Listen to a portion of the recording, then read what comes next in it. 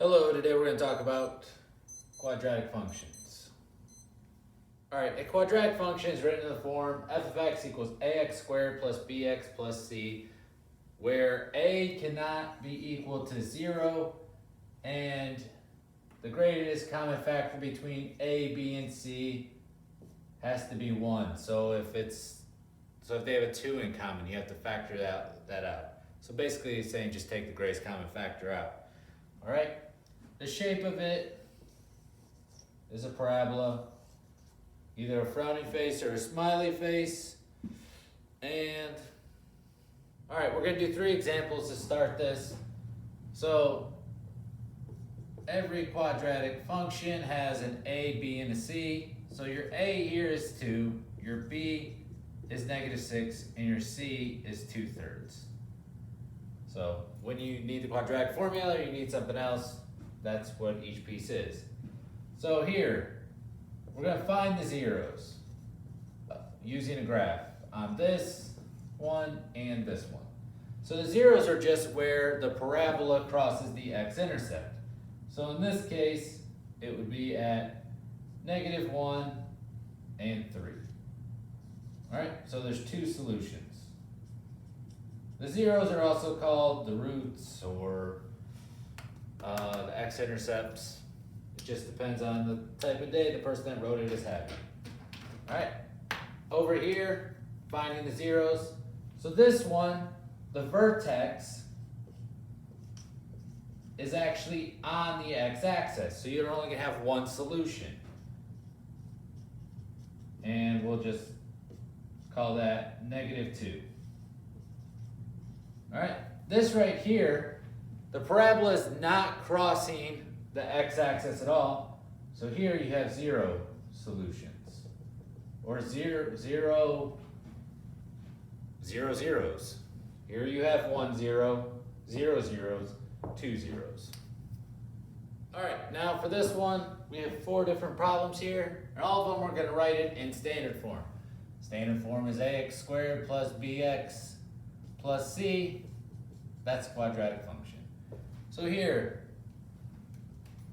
we just have to FOIL this out.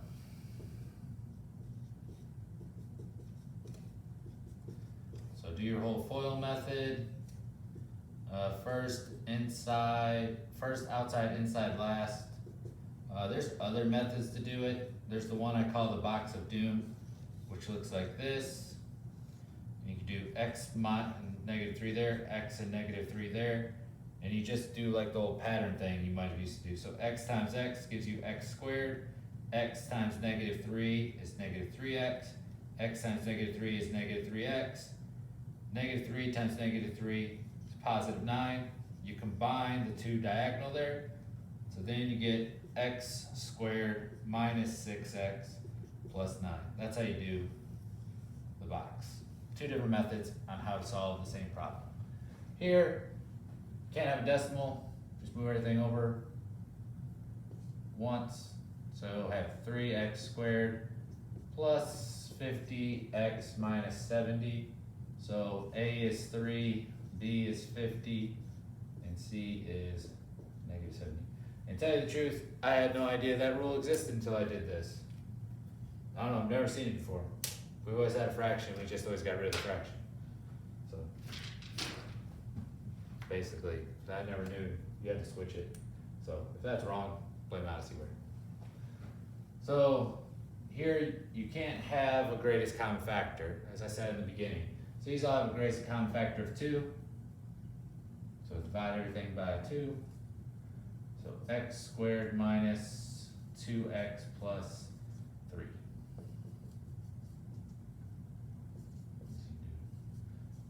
You really want to do that, but you don't need to, because when you factor it won't matter. Down here you're going to divide everything by 5. So you get x squared minus 2x plus 1. And there you go. All right, and here is our last one. I'm gonna get rid of the 3 first. So I multiply both sides by the 3 to get rid of the fraction, which it'll come into play in a second. see. It'll work out the same. Then I FOIL.